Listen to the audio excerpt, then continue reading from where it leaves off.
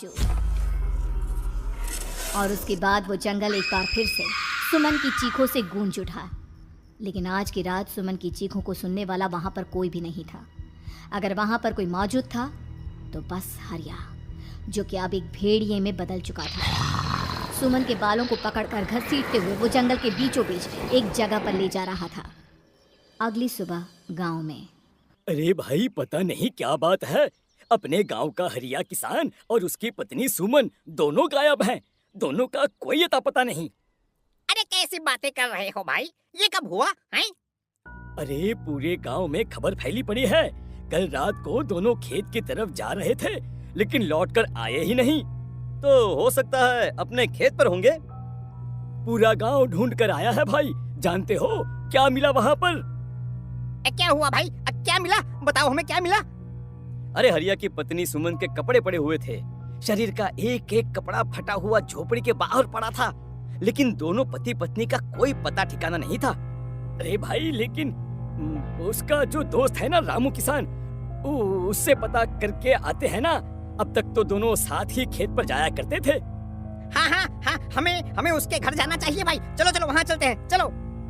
वो सारे लोग रामू के घर पर पहुंचते हैं। रामू अपने घर के बाहर बैठकर हुक्का पी रहा था। आज सारे के सारे लोग टोली बनाकर मेरे घर क्यों आ रहे हैं? क्या कोई मर गया क्या भाई? अरे कैसी बातें कर रहे हो?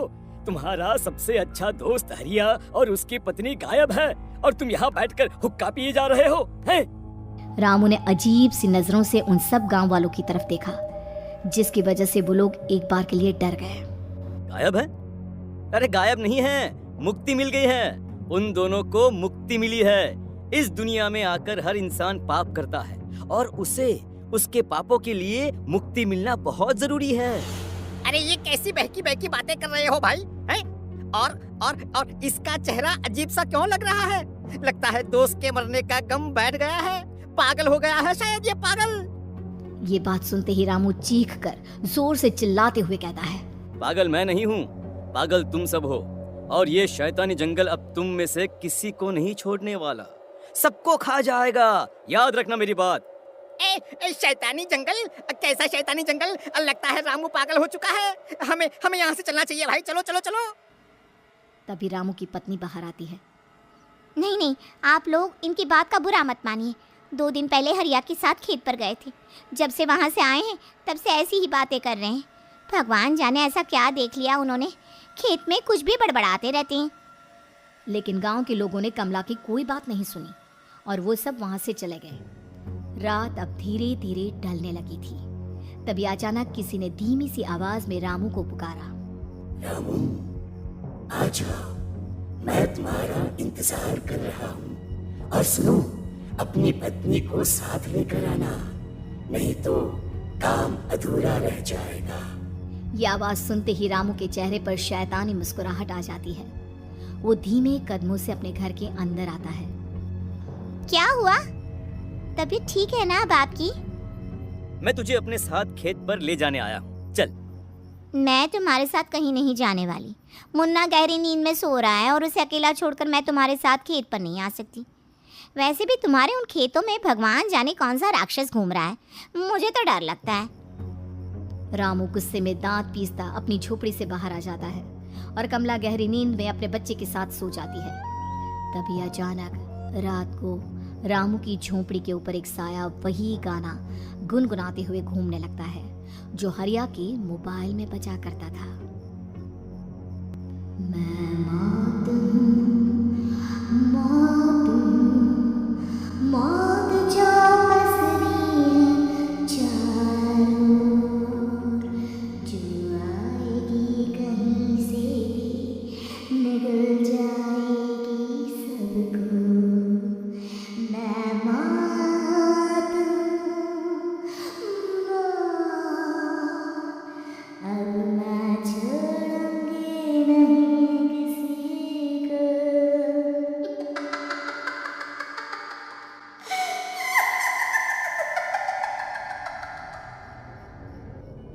ये आवाज सुनकर रामू की पत्नी कमला की आंख खुलती है और वो देखती है कि उसका मुन्ना अपनी जगह से गायब था। कमला चीखते हुए बाहर दौड़ कर आती है। वहां पर उसने देखा कि रामू ने अपने बच्चे को झोपड़ी के बाहर एक पेड़ से उल्टा लटकाया हुआ था और उसका बच्चा चीख चीख कर रो रहा था। वहीं दूसरी तरफ एक साया बच्चे के ठीक नीचे आग जलाकर उसके चारों तरफ हैवानों की तरफ नाच रहा था।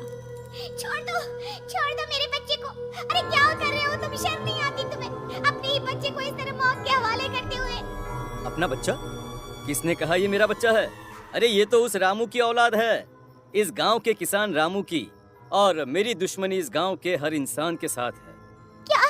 कैसी बात कर रहे हो तुम? और ये औरत कौन है? ये मेरे बच्चे को खा जाएगी। तभी अचानक से उस साया ने एक बेहद खतरनाक दिखने वाली औरत का रूप ले लिया और उसकी आंखों से आग निकल रही थी। सही पहचाना तूने, मैं तेरे बच्चे को खा जाऊंगी। अगर तू अपनी इस हैवान पति रामू के साथ जंगल नहीं आई तो मैं तेरे बच्चे को खा जाऊंगी। लेकिन क्यों? आखिर क्या चाहती हो तुम मुझसे? मुझे जंगल क्यों ले जाना चाहती हो? औरत बुरी तरह से ठहाके मार मार कर जोर जोर से हंसने लगी और साथ में रामू भी। ये तो तुझे वहाँ चलने के बाद ही पता चलेगा ना। अगर तू नहीं आई तो थोड़ी देर में तेरा ये बच्चा आग में जलकर मर जाएगा। चल जल्दी। नहीं नहीं, मेरे बच्चे को छोड़ दो। तुम जहाँ कहोगे मैं तुम्हारे साथ चलने के लिए तैयार हूँ। और उसके बाद उस बच्चे को झोपड़ी में लिटाकर आगे आगे वो साया चल रहा था और उसके पीछे पीछे रामू अपनी पत्नी के बाल पकड़कर उसे घसीटते हुए जंगल की तरफ ले गया। जंगल में जाने के बाद कितनी खूबसूरत हो तुम। आज की रात बस तुम और मैं एक दूसरे के साथ रहेंगे। मुझे तुमसे बहुत डर लग रहा है। तुम्हें क्या हो गया है? तुम तो बिल्कुल ठीक थे। वो होगा जो हमारे बीच होना चाहिए। तो आओ आओ अपने आप को मेरे हवाले कर दो। कमला ने डर की वजह से अपनी दोनों आंखें कसकर बंद कर ली थी।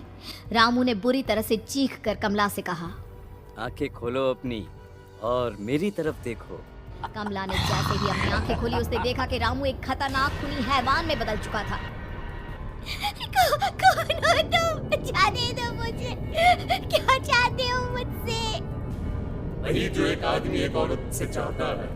मैं तुम्हारा पति रामू नहीं बल्कि इस जंगल का एक भेड़िया हूँ और आज की रात तुम्हारे खून से अपनी प्यास बुझा जाऊं। और उसके बाद वो जंगल कमला की दर्दनाक चीखों से गूंज उठा।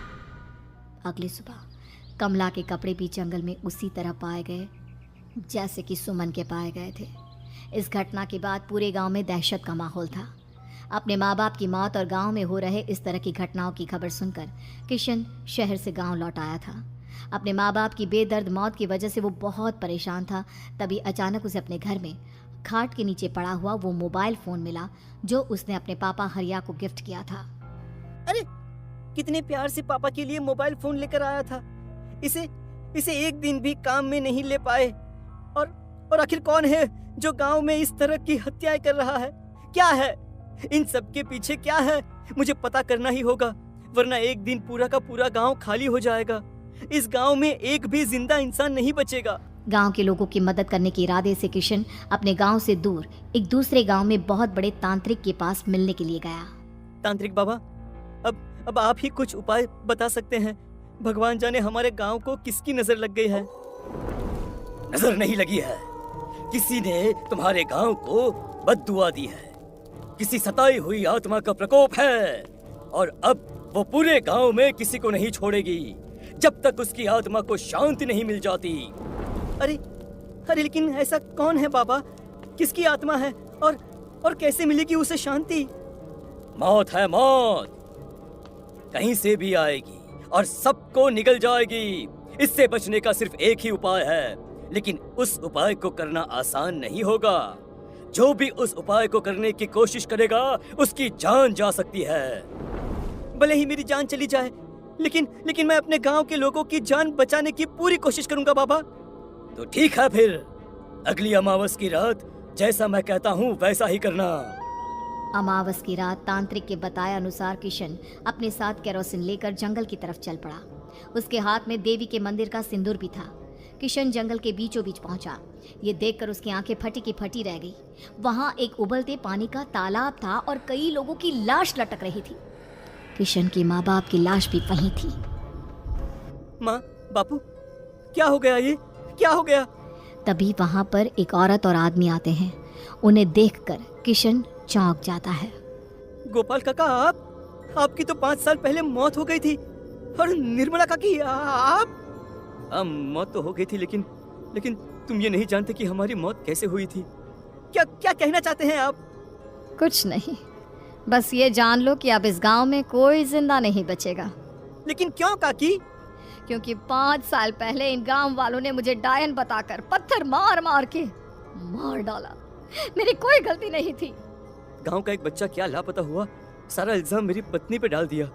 और जब मैंने निर्मला की जान बचाने की कोशिश की तो मुझे भी मार डाला।